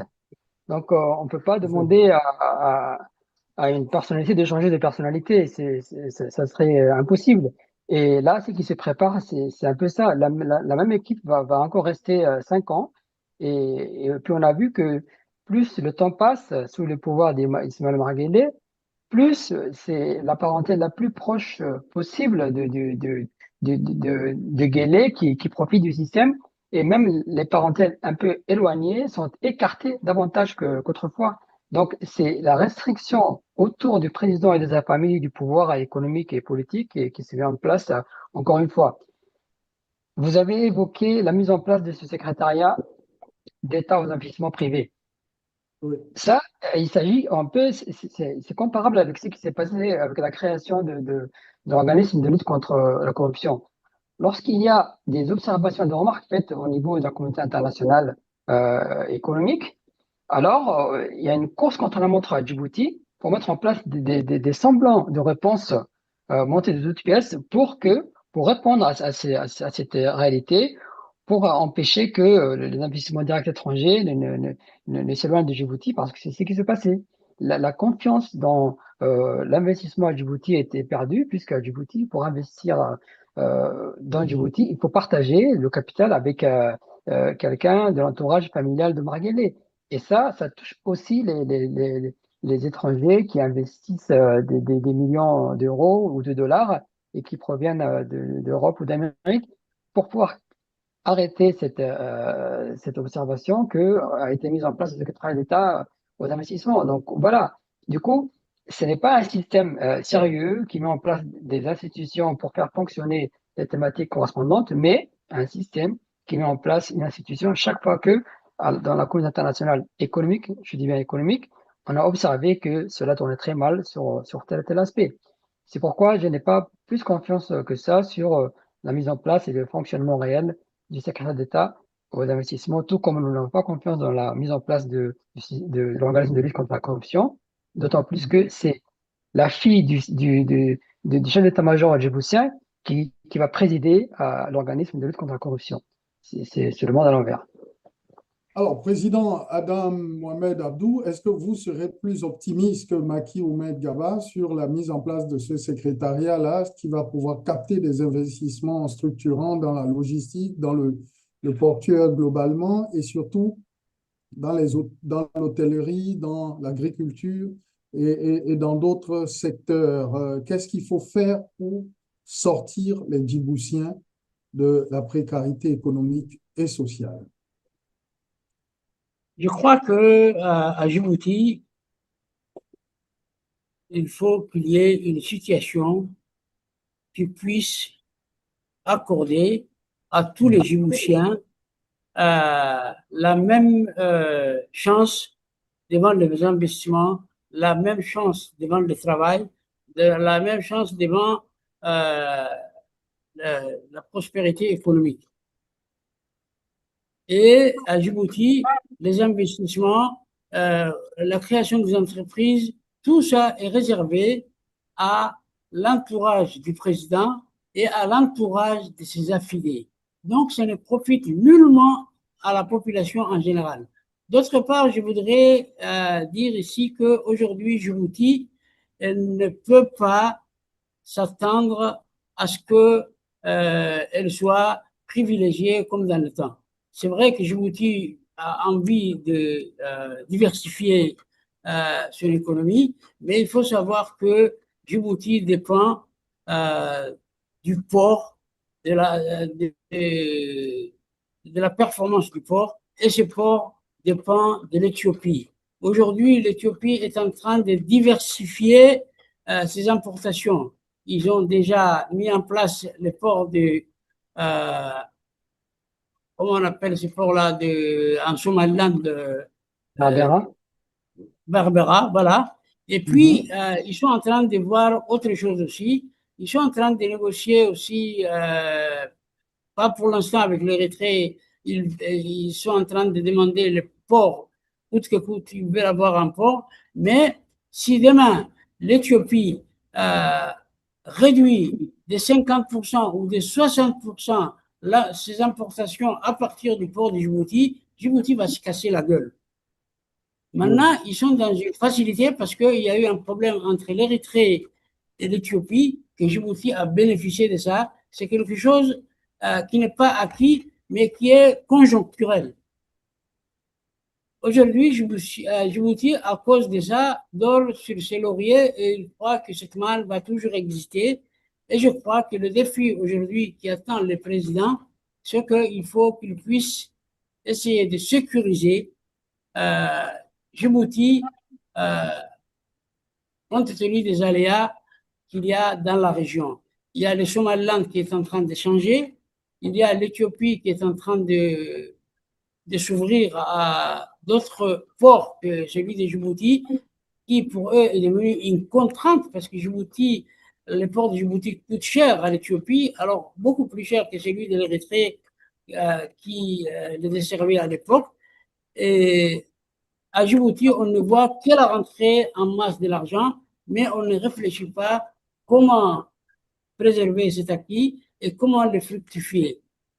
Pourquoi? Parce que c'est la cupidité qui existe au plus haut sommet de l'État fait qu'il n'y a pas un projet responsable qui puisse garantir à notre pays son avenir sur le plan économique, sur le plan même possible politique, parce que Djibouti se mêle de tout, et surtout de ceux qui ne la regardaient pas. Lorsque Djibouti a été créé, on avait dit qu'on allait instaurer une politique de neutralité par rapport à tout le monde, à nos voisins et à tout le monde. Aujourd'hui, Djibouti a perdu sa politique de neutralité. Elle est donc alignée sur certains politiques ou sur certaines personnes, ce qui fait que Djibouti est devenu plus fragile au fil du temps qu'avant. Donc, nous allons droit vers un mur. Et lorsqu'on va donc se fracasser dans ce mur-là, je crois que on ne parlera pas des investissements privés, on ne parlera pas des ports et tout ça. Et aujourd'hui, de l'autre côté aussi, la population djiboutienne est frustrée. Avant, les gens attendaient, ils disaient que la France va intervenir, les Occidentaux vont intervenir parce qu'ils font la promotion de la démocratie et tout ça. Aujourd'hui, les gens sont désabusés. Ils n'attendent rien des personnes. Et donc, les gens frustrés, aujourd'hui, la République de Djibouti est constituée d'environ 60 à 70% des jeunes. Ces gens-là vont réfléchir. Et donc, le monde qui nous entoure et qui croit que Djibouti est un acquis, quelles que soient les puissances qui les prennent pour acquis, seront surpris. Parce qu'aujourd'hui, les gens réfléchissent. Nous aussi, nous réfléchissons avec eux. Et on ne sait pas ce que demain sera fait.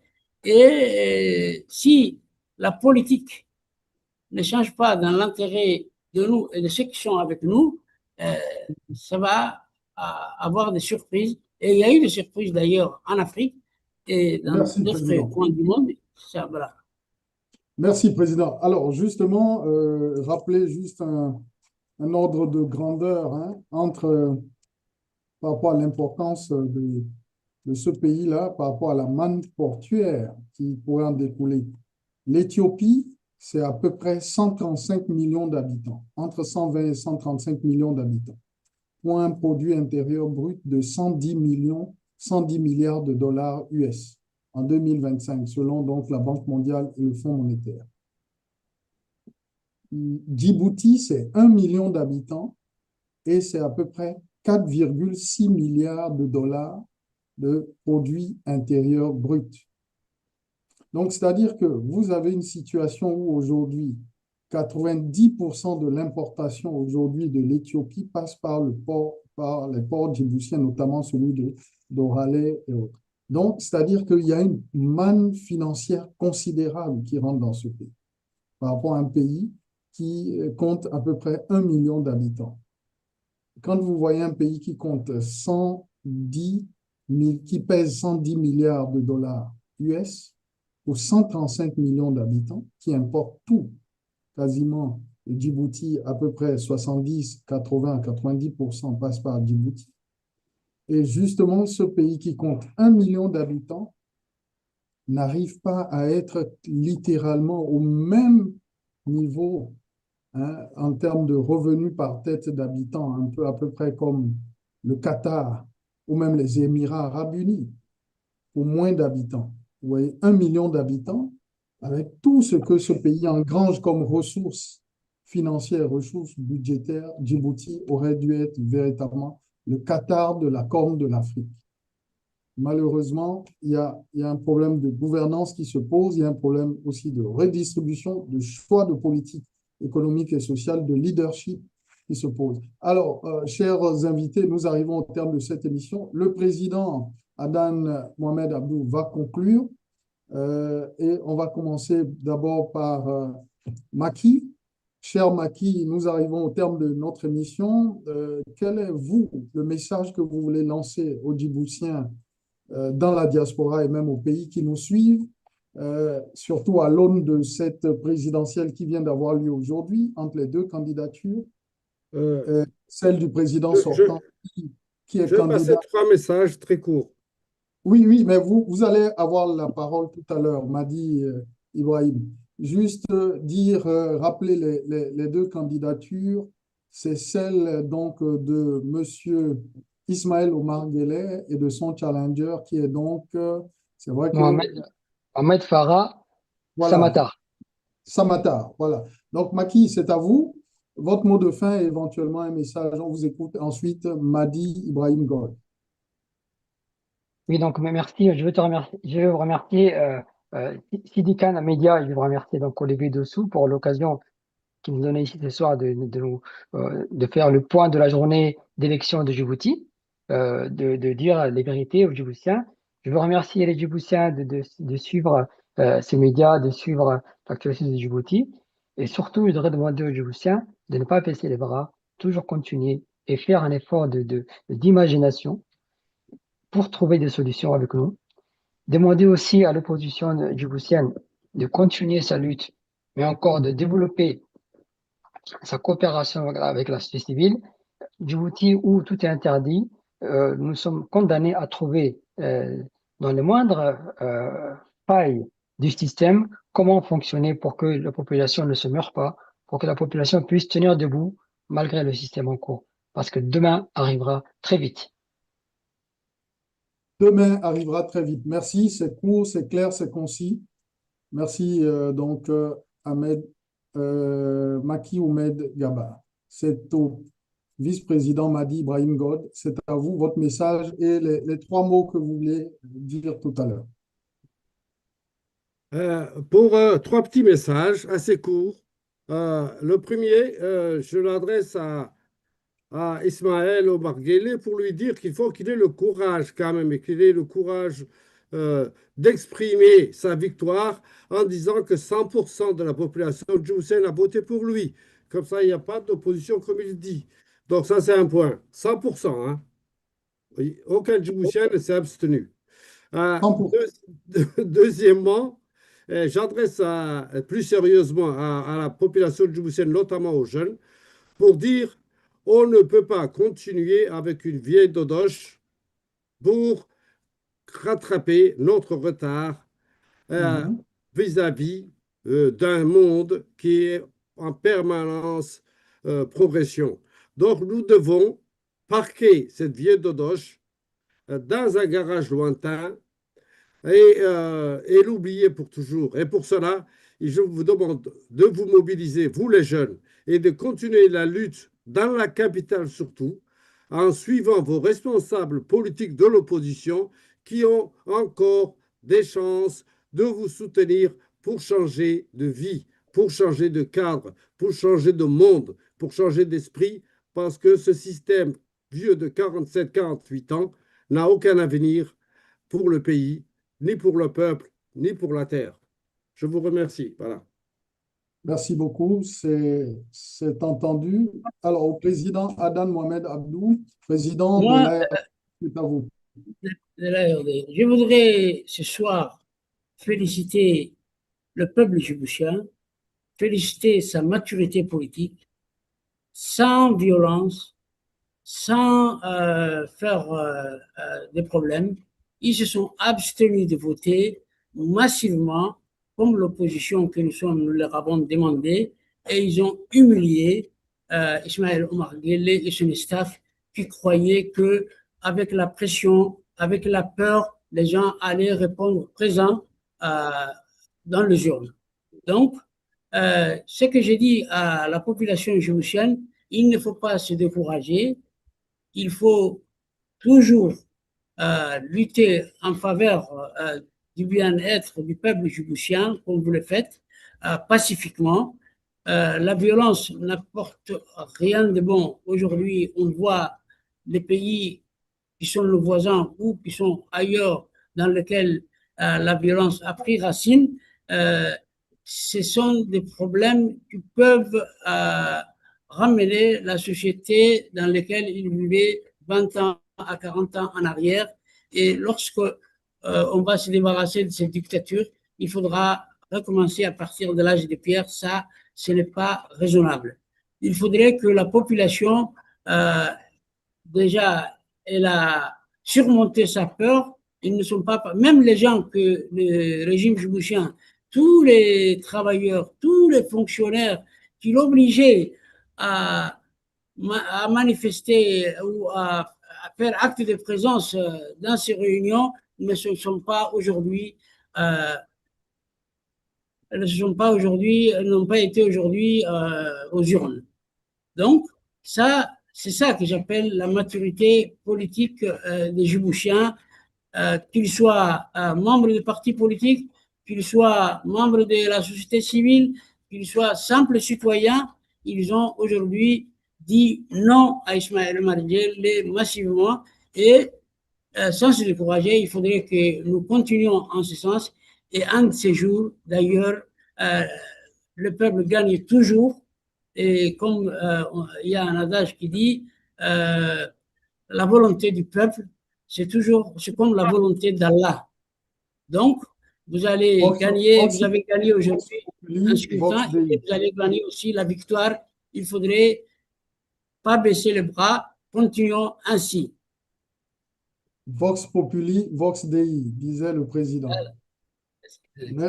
Merci, président. Donc, Adan Mohamed Abdou, qui est donc président de l'ARD, Maki Oumed Gaba, représentant Europe de l'ARD, et Madi Ibrahim God, président également de l'ARD. Donc, nous vous disons merci. Et puis, on va revenir ici avec vous-même, sans doute pour un autre plateau, pour essayer de décrypter les résultats qui sortiront et peut-être la suite aussi, surtout pour l'opposition.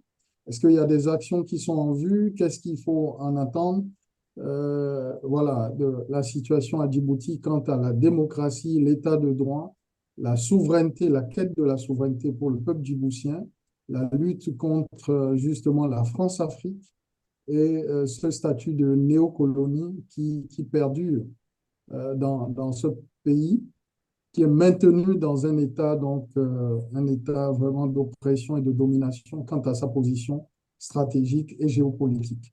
Voilà. Merci donc de nous avoir suivis. Je nous donne rendez-vous dimanche où nous aurons donc une contre-soirée électorale, puisque là-bas également au Bénin se passe donc un scrutin vraiment de pacotille, un scrutin dénoncé comme étant un scrutin non inclusif, l'opposition étant exclue, des leaders condamnés, jetés en prison, condamnés à 20 ans de prison, jetés en exil. Nous en parlerons donc dimanche avec nos invités, où véritablement on va se poser la même question qu'à Djibouti. Quel pourrait être l'avenir du peuple béninois avec la continuité de la politique de Patrice Talon, qui est toujours dans la même tradition de la France-Afrique, comme à Djibouti. Voilà. Donc, on est toujours dans la même logique, que ce soit dans la Corne de l'Afrique ou en Afrique de l'Ouest ou en Afrique centrale. On est embarqué dans le même bateau, malheureusement, celui de la quête de la souveraineté et de la lutte contre la France-Afrique. Merci à vous, chers invités. Merci. Merci à vous. Merci beaucoup, Président. Merci. Et, voilà. À la limite, même, je voulais que vous lanciez un appel, mais ça m'a un peu échappé. Mais le Président peut toujours s'y coller. Peut-être un mot dans une langue djiboutienne, Président, pour ceux qui nous suivent. Si vous avez peut-être un mot ou un message à l'endroit des Djiboutiens dans une langue djiboutienne qui est la vôtre. Allons-y, Président Adam Mohamed Abdou. Moi, je vais lancer un appel en Afar et je vais demander à Mahdi de le faire en Somalie.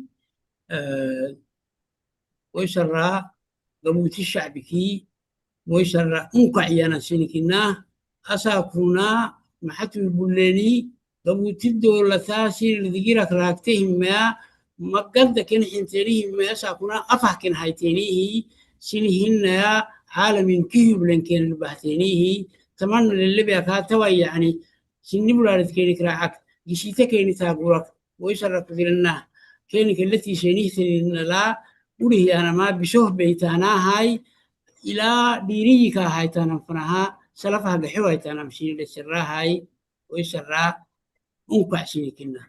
السلام عليكم. Salam alaikum. Alors, Mahdi, c'est à vous en Somalie. السلام عليكم رير جبوتو وحان ماتا إني فرينا مقارتي واد ستين والقاد دعدين سري معارض كينيو يري بي سنتو واد يشين هوشيني واد كسو بحدين إسماعيل عمر قول ما شايقان كورو كوي قوليستي إنيقا قوليستي إلهي با قوليستي لوكا قوليستي ومدى قوليستي وحاويان ماتا وحي كدن بيا دوقا قبوبي إنا مقارتي وحلقا قاتماها وحسي السعودو سود بيا موياني وحسوكر لي مجرو marka waxaan leenahay annagu haddaan mucaaradkii nahay halgan kaakaa ka wada ilaad ka eriyeysaan meesha yurdhaha ninkaa meesha joogaa maanta wax inii hadhay ma jirto 47 sana lagu dul fadhiyaa maanta wixii ka dambaysa ka gilgisha dhallinyaray ka gilgisha inagaa ugu badan dalka waa inaad iska eridaan ninkan RBB waa inayna dhaafto UNB waa inayna dhaafto allah haynala qabto waana ni soo ducaynaynaa annagu waan soo salaamaynaa waad guulaysateen guusha wada waad mahadsantihiin. Merci beaucoup. Bonsoir chez vous. Merci. Merci. Merci.